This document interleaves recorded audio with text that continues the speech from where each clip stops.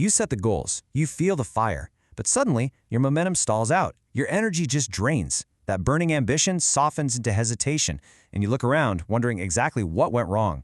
You blame your discipline, you blame the market. You tell yourself it's just a phase or maybe a temporary lack of focus. But the chilling truth? It isn't bad luck. It isn't a lack of drive. You are being targeted by a highly effective, entirely invisible architecture of sabotage. Right now, the people closest to you are systematically dismantling your future. They are building a cage around you, and they're using the language of loyalty to do it. Today, this explainer exposes the exact blueprint used to dismantle your potential from the inside out. And I promise you, once you see this framework, you can never unsee it. This collapse is never random. Ambition doesn't just fade, it gets suffocated. The friends standing nearest to you are operating as soft barriers. They never attack openly. Instead, they deliberately reshape your inner world. They stack invisible costs until the path forward looks absolutely terrifying. They smile, they offer advice, but their true function is to drag you violently back to the average. They engineer hesitation, they manipulate you into feeling like your ambition is an arrogant mistake. So, is the problem you, or is it the people you trust most? Think about it. One friend praises your dream in public, then meticulously interrogates every single step in private. Another claims fierce loyalty while quietly feeding your deepest doubts. These contradictions are not accidents. They are early warnings. They are symptoms of a hidden structure, a four-part psychological system that has ended more rises than open enemies ever could. Let's decode the trap.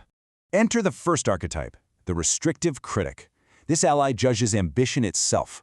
Their words sound careful, their tone sounds caring, but do not be deceived for a second. They are actively shrinking your target.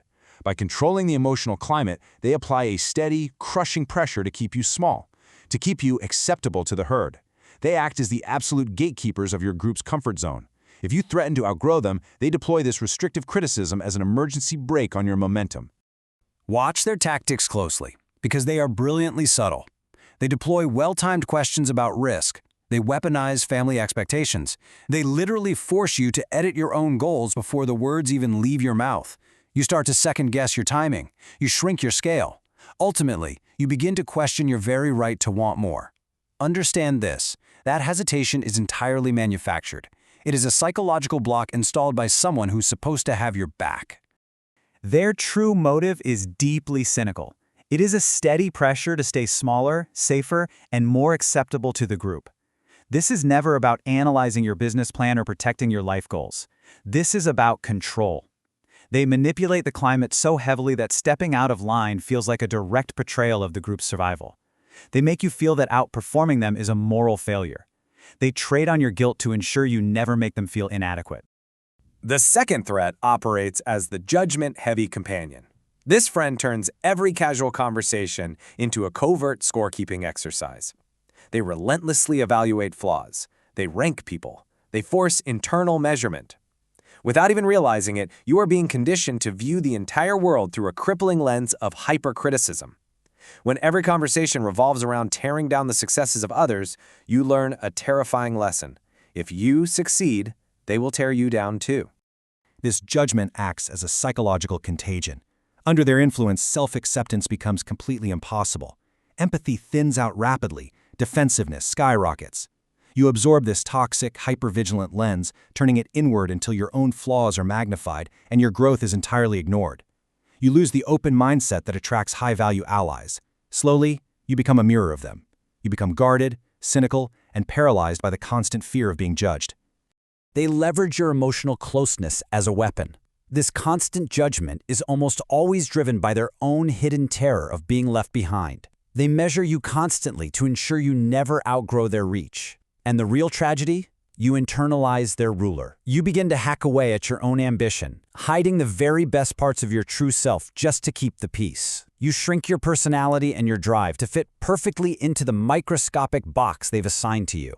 Next is the personal taker, the drama amplifier. In their presence, every slight is a fatal wound. Every neutral event is a deliberate attack. They weaponize your shared history, using old jokes, past favors, and moments of vulnerability as straight-up emotional blackmail. They trap you inside a manufactured storm, demanding your energy to manage their endless crises. The result?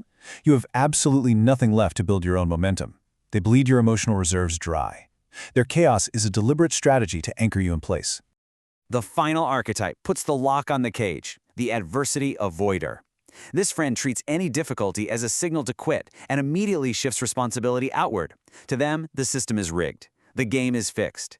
They actively magnify every external obstacle while aggressively minimizing your internal power. Hard effort is quietly mocked because your effort exposes their choice to do absolutely nothing. They need you to fail. Why? Because your success would definitively prove that their stagnation is a choice. Now, what happens when all 4 archetypes surround you? The pressure multiplies exponentially. Neutral events are framed as attacks, forgiveness dies, agency weakens. You are manipulated into feeling that your ambition itself is the disease. You are literally made to feel guilty for simply wanting to win. That deep, paralyzing hesitation you feel right now, that complete lack of forward motion, that is the engineered product of this exact pattern. It is working exactly as designed. If you tolerate this emotional gravity, you face the total erasure of your trajectory. This is a rising chain of internal destruction. History is littered with the ghosts of highly capable men who almost made it, but allowed their circle to quietly dismantle their rise. The damage is cumulative. It doesn't happen overnight. It is a slow, silent poison that masks itself as ordinary, everyday friendship, and it is happening to you right now. Here is the exact blueprint of your descent. Step 1. Your goals shrink and your standards soften to match the room. Step 2. The inner voice changes ownership. The constant criticism from your friends seamlessly morphs into your own self-doubt. You end up doing the sabotaging for them. Step 3. Complete surrender. Responsibility is entirely outsourced. You sit waiting for permission from circumstances that will never grant it. Your agency is dead. The collapse becomes absolute and final. Analyze this brutal power dynamic. Who truly benefits here? Friends soothing their own abandonment fears? Friends protecting the group's mediocrity? A wider culture that profits from low expectations? And who is targeted? You. Men who view loyalty as an unbreakable duty. Men who fatally confuse shared emotional history with future alignment. They secure their comfort by exploiting your blind spots. Your loyalty is the exact mechanism they use to steadily drain your potential.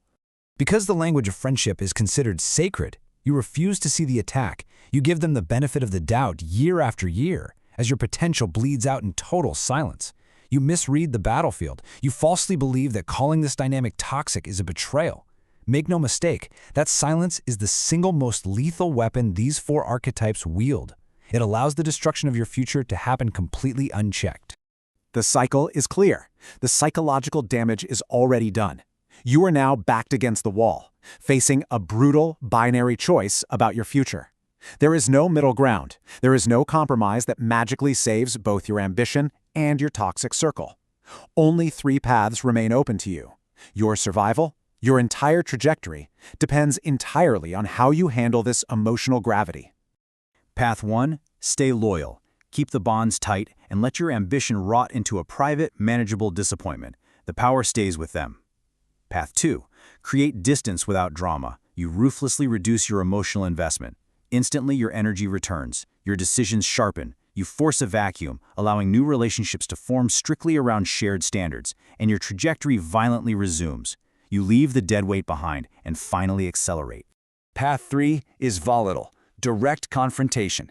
You expose the pattern right to their faces. A rare few will adapt, but the vast majority will not. The circle will shatter. Short-term loneliness is totally guaranteed, but profound, long-term clarity immediately follows. You trade the temporary pain of isolation for the absolute, unshakable return of authorship over your own life. You take back the pen. You aggressively reclaim your own territory. Distance is not hatred, it is strategy. You need to understand this chilling realization. These people do not need to become your open enemies to destroy you. The emotional bond itself has been weaponized into a leash. History echoes with the names of men who obsessively protected every comfortable relationship and as a direct result lost the empire they were capable of building. Do not let your name be added to that long, tragic list.